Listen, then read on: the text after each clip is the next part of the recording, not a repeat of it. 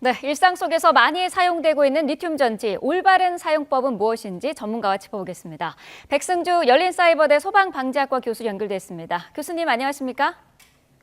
네, 나와 있습니다. 네, 자, 최근 제주도 전기 오토바이 대여업체에서 화재가 발생했고요. 서울 지하철 차량에서도 화재가 발생했습니다. 모두 리튬 전지가 원인이었는데 전기 오토바이나 전기차의 경우에는 모두 리튬 전지를 쓴다고 보면 될까요?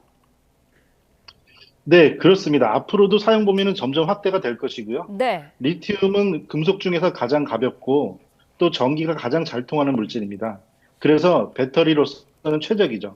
이동기기는 에너지 밀도라고 하는 가벼우면서 많은 에너지를 담아야 하기 때문에 1차 전지에도 2차 전지에도 다양한 종류의 리튬 전지가 쓰이고 있습니다. 네. 자, 얼마 전에 많은 사상자를 낸 화성 아리셀 공장 화재도 리튬 전지 화재였는데요. 전기차 배터리는 2차 전지고 화성 화재는 1차 전지라고 하는데 알기 쉽게 이 두 부분을 좀 설명을 해주시죠. 일단 두 개의 공통점은 건전지라는 점이고요. 네. 그리고 또 리튬 전지, 그러면 1차 전지를 얘기를 하고, 리튬 이온 전지, 그럼 2차를 얘기를 합니다. 1차 전지와 2차 전지의 가장 큰 차이점은 충전을 할 수 있느냐 없느냐인데요. 한번 충전된 상태로 판매돼서 소진되면은 교체하는 1차 전지가 있고, 2차 전지는 여러 해 반복해서 충방전을 할 수 있습니다. 화성 아리셀 화재 같은 경우는 리튬 1차 전지 생산 업체였는데요. 네. 그러므로 해서 아무래도 다 충전된 상태, 100% 충전된 상태에서 판매를 해야 되니까 1차 전지니까 충전량은 좀 더 많은 상태로서 위험성이 높았습니다. 음, 1차 전지에 비해서 2차 전지는 뭐 비교적 안전하다 이런 이야기도 나오는데 맞는 얘기입니까? 어, 다른 안전장치가 없는 상태라면 오히려 2차 전지가 더 위험할 수도 있습니다. 아, 네. 내부 단락으로 인한 폭주가 강화될 수는 있는데요. 그런 이유로 2차 전지는 보호 회로를 가지고 있고 안전장치를 더 두고 있습니다. 그래서 하나하나의 셀로서는 위험성이 다소 높다고 볼 수 있지만 네. 보호 회로를 격벽으로 가지고 있고 단일 셀로는 유통되는 게 금지될 정도입니다. 거기다가 아까 말씀드린 대로 판매 단계에서는 2차 전지는 절반, 60% 정도 충전 상태로 판매를 하기 때문에 내부의 충전량이 많을수록 화재 폭발이 더 위험해지는 특성상 상대적인 위험은 조금 낮다고 볼 수 있습니다. 네. 2차 전지가 화재 위험성은 더 높다라는 말씀이 참 걱정이 되는데, 일상에서 흔히 쓰이는 그 둥근 동전 모양의 전지 있지 않습니까? 그것도 리튬 네, 전지라고요.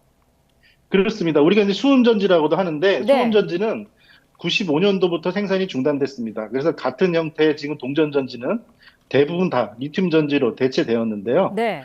역시 가벼운 상태로 오래 수명이 지속되기 때문에 1차 전지로 사용이 되고요. 그런데 리튬 자체는 리튬 성분 자체로만 봐도 우리가 위험물로서 자연 발화성과 금수성으로 분류하고 있습니다. 금수라는 것은 물에 닿으면 안 된다는 뜻인데요. 네. 물과 습기에도 반응하기 때문에 만약에 이거를 삼킨다면 뭐 수은 중독 전부터는 안전해졌겠지만 리튬 자체의 독성도 있고 그 자체가 발열, 내부에서 반응을 일으키고요. 음. 리튬 자체도 독성을 매우 높게 가지고 있는 폐수종을 일으키고 피부 화상을 일으키고 안구 손상을 일으킵니다. 그래서 위험 물질인 것은 분명합니다. 네. 화성 화재 참사 이후에 열폭주 이 단어를 많이 듣게 되는데 앞서서 네. 말씀하신 그런 소형 리튬 전지도 어떻습니까? 뜨겁게 열이 나면 위험하다고 볼 수 있을까요?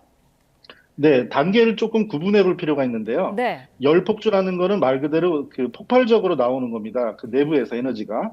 그럼 그 이전에 그 원인이 있는데 내부의 분리막과 구조, 보호 회로가 망가진 상태가 되기 위해서는 그 전에 과열, 충격, 과충전 이렇게 이상 상황이 있습니다. 그러니까 배터리가 평상시보다 뜨거워지는 상태는 과열이 되는 상태이기 때문에 그걸 열폭주로 볼 수는 없지만 네. 그게 열폭주로 이어지는 과정일 수 있는 거죠. 그래서 어. 배터리가 부어오른다든지 뜨거워지는 상태가 되면 즉시 분리하고 폐기하시는 게 맞습니다. 음. 그렇다면 내가 일상생활 속에서 리튬 전지를 사용을 하는데 배터리가 네. 평소보다 좀 뜨거워졌다 이러면은 일단은 사용을 중지하는 게 맞는 거겠군요.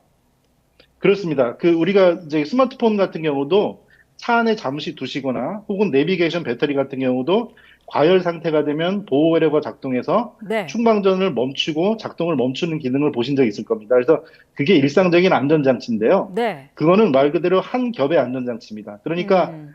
일사를 받아서 온도가 높은 차 안에 둔다든지 창가에 두신다든지 또 오래 사용해서 과열이 잦은 배터리 같은 경우는 교체하시는 게 맞고요. 그리고 그렇지 않은 식품이라고 하더라도 그렇게 과열, 충격받는 상황에는 놓지 않으셔야 합니다.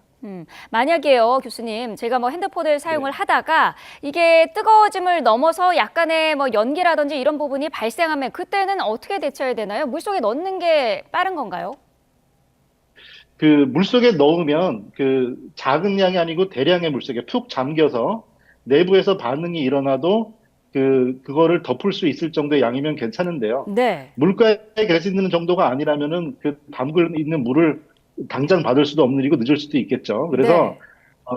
많은 물이 있으면 담그시는 게 맞고요.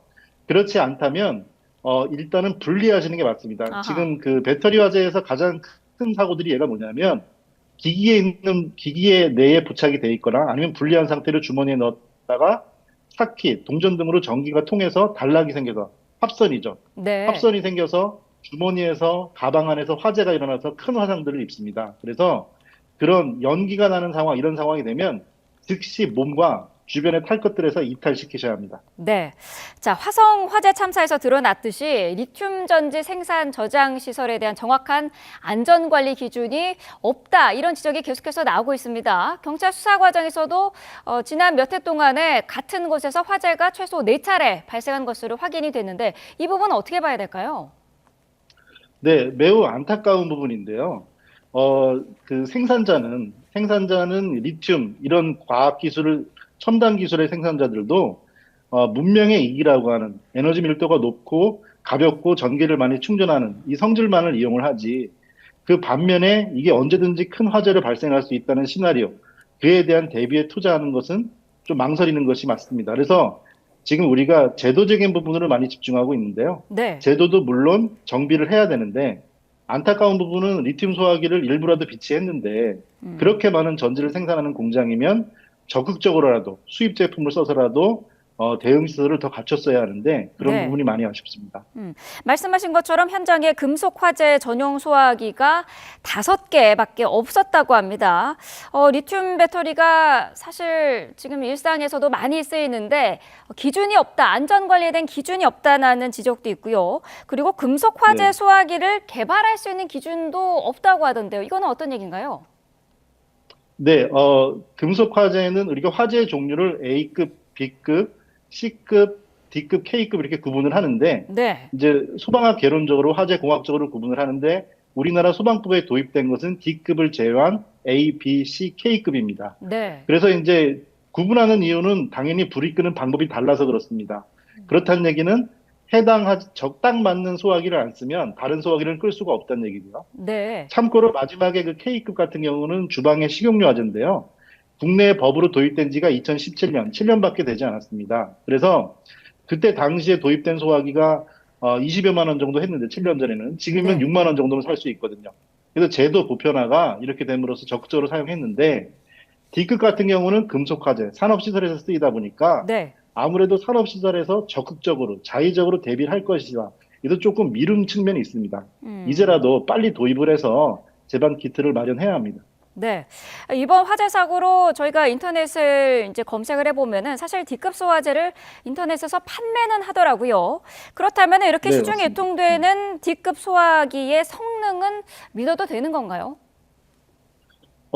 소화기는, 국내에 판매되는 소화기는 형식 승인 제품으로서요. 네. 형식 승인으로 정해놓지 않은 것을 팔면은 모두 불법이고 유통까지도 처벌받습니다. 네. 그런데 아까 말씀하신 D급 자체가 제도에 없다 보니까 아무 제품이나 팔아도 처벌할 수는 없는데요. 아하. 사실 그렇다고 해서 국내 제조사가 아무 제품이나 만드는 건 아니고, 고가에 생산을 해서 해외에 수출을 하고 있는 실정입니다. 그래서 국내 제도가 마련된다면 많이 사게 될 것이고, 소화기를 뛰어넘어서 해당 약재를 사용하는 본격적인, 물로 치면은 스프링클러와 같은 이런 네. 설비들도 개발되게 될 것입니다. 네. 해외 사례는 어떻습니까? 뭐 이런 리튬과 관련한 폭발 사고, 화재 사고를 막기 위해서 참고할 만한 방법이 있을까요? 네, 해외에서는 국내보다 일단 개인, 기업, 사회가 적극적으로 대응하고 있습니다. 하지만 리튬 배터리를 갑자기 급증하게 많이 쓴 거는 전 세계나 다 같은 상황입니다. 네. 우리가 100만 년에 한 번 중요한 고장을 일으키는 것을 매우 신뢰도가 높은 최상위 등급으로 보는데요. 100만 년에 한 번이라고 해도 그 개수를 100만 개를 쓴다면 1년에 한 번씩 사고가 나게 되겠죠. 리튬 배터리는 전 세계적으로 그 이상을 수백 배를 초월하는 양으로 쓰이고 있습니다. 그래서 올해 2월만 해도 뉴욕에서 전기 자전거 화재로 아파트에서 20여 명의 사상자가 발생했고 네. 그 통계가 작년에만 260여 건이 전기 배터리 화재가 발생했습니다. 그래서 뉴욕 같은 경우는 전기 리튬 배터리와의 전쟁을 선포해서 제도적으로 강화하기도 했고요. 그리고 음. 개인 같은 경우도 전기 자전거 같은 경우는 방화포, 타지 않는 천입니다. 방화포를 덮어서 보관하는 등 적극적인 대응을 하고 있는 추세입니다. 네. 자, 서울시도 어제 대책을 내놨습니다. 일단은 가장 크게 눈에 띄는 게 D급 소화기 대중교통에 비치하겠다 이런 내용인데 이런 방안들이 효과가 있을 것으로 보시나요? 네, D급 소화기는 소화 방법 자체가 틀립니다. 그래서 D급의 D는 다이너마이트의 D를 가져온 건데요. 네. 금속 화재나 폭발물 같은 것처럼 내부에서 뿜어져 나오기 때문에 겉에서의 질식이나 냉각 화학 작용으로 끌 수가 없습니다. 그래서 덮는 게 최상인 건데요. 물에 잠그거나 아니면 방화포, 천으로 덮거나 그리고 리튬 소화기도요. 일반 소화기 사용하는 것처럼 화염 주변을 흩뿌리는 게 아니고 쏟아져 나오는 배터리 자체를 두껍게 덮는 방식으로 사용합니다. 그래서 일반 시민들의 사용법 자체도 따로 알아야 하고 네. 또 리튬 소화기 자체 교육법도 있어야 하고 또 D급 내에 여러 가지 금속 물질, 화학 물질에 더 특화된 또 소약제들이 따로 나옵니다. 리튬도 마찬가지고요. 네. 그래서 그렇게 세분화된 그런 대응이 필요한 시대가 됐습니다. 네. 자, 리튬 전지 지금 뭐 일상에서 많이 사용하고 있기 때문에 안전하게 사용할 수 있는 방법을 좀 알아야 될 것 같은데요. 요즘 같이 이렇게 습기가 많은 장마철에 전기 관리에 좀 더 주의해야 된다 이런 지적이 많거든요. 어떻게 보시나요? 네, 그렇습니다. 배터리가 역설적으로 가장 안전하게 보관하는 방법은 오히려 기기에 부착되어 있을 때라고 볼 수도 있습니다. 네. 이게 전류를 소모하는 단계에서는 열이 생겨서 위험하다고 볼 수 있는데, 이 배터리를 분리해가지고 서랍에 둔다든지 주머니에 넣는다든지 이런 것들이 위험하게 되거든요. 그 이유는 그 자체에선 자극이 없는데 충격을 받게 되고, 지금 장마철 같은 경우는 물에 젖게 되고 빠지게 되겠죠. 그래서 화재가 왕성하게 났을 때 대량의 물속에 담그는 효과가 있지만 일반적인 리튬은 습도와 물에도 반응하게 됩니다. 네. 그래서 물에 젖은 배터리는 당연히 폐기를 하셔야 되고 음. 그리고 따로 보관을 하고 지금 우리가 사용하지 않는 리튬 전지는 좋은 점이 일단 뭐냐면 네. 재충전을 하기 때문에 계속 우리가 점검을 하게 돼요. 그러니까 사용하지 않으시는 리튬 전지가 있는 디지털 카메라, 구형 전화기 이런 것들은 다 분리하시고 폐기를 먼저 하시고요. 네. 그리고 장비들을 계속 살피셔서 성능이 떨어지는지 젖지 않았는지 또 열이 받거나 부풀어 오르지 않았는지 살피셔야 합니다. 네.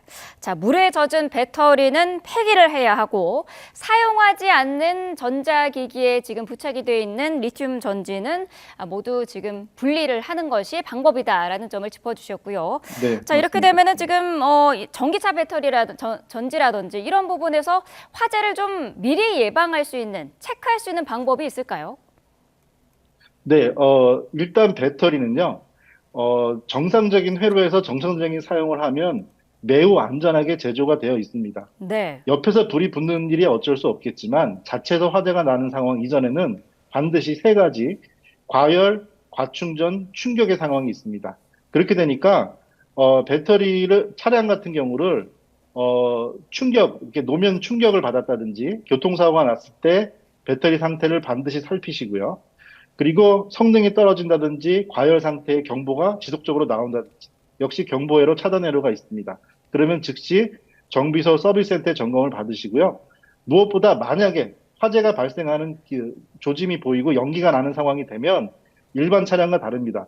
즉시 차량에서 이탈하셔서 네. 그리고 신고하시고 보호 조치를 하셔야 합니다. 이격거리를 먼저 만드시는 게 중요하고요. 순식간에 불이 퍼지기 때문에 리튬의 위험성을 이제 전 국민이 아셨으니까 조짐이 보이면 즉시 멀리 떨어져서 그 이후에 2차 조치를 하셔야 합니다. 네. 자, 신고를 할 때도 전기차에서 지금 화재가 난 상태다라는 부분을 알려주시면은 소방당국이 좀 대처하기가 좀 편할 것 같습니다. 자, 네, 당연히 그렇습니다. 차종까지 알려주시고. 네. 네. 그렇군요. 네. 자, 스마트폰이나 뭐 전자기기 충전할 때요. 전용 충전기가 아닌 걸 쓰는 경우도 좀 있습니다. 일단 꽂았을 때 들어가는 경우에는 충전을 꽂는 경우가 많은데 이런 거는 괜찮을까요? 네, 지금 현재는 이제 고속 충전이기 때문에 충전기와 그리고 그 충전기기, 배터리가 서로 전압을 맞춰서 충전을 하게 되는데요. 네. 이 보호 회로가 그리고 충전 회로가 작동을 할 때는 여러 가지 안전 장치를 거칩니다. 우선 우리가 간단하게 쓸 때는요. 지금 스마트폰 여러 제품들이 충전기를 공급을 하진 않고 있죠. 네. 그러니까 제조사에서 제시하는 규격의 충전기 그리고 가능하면 원칙적으로 스마트폰 제조사에서 판매하는 스마트폰 충전기를 따로 구입하시고, 그리고 무엇보다 다른 규격을 쓰실 일이 생긴다면 반드시 KC 인증을 받은 제품을 확인하시고 사용하셔야 합니다. 네, 알겠습니다. 자, 리튬 전지 안전한 사용 방법까지 자세히 짚어봤습니다. 백승주 열린사이버대 소방방재학과 교수였습니다. 오늘 말씀 감사합니다. 감사합니다.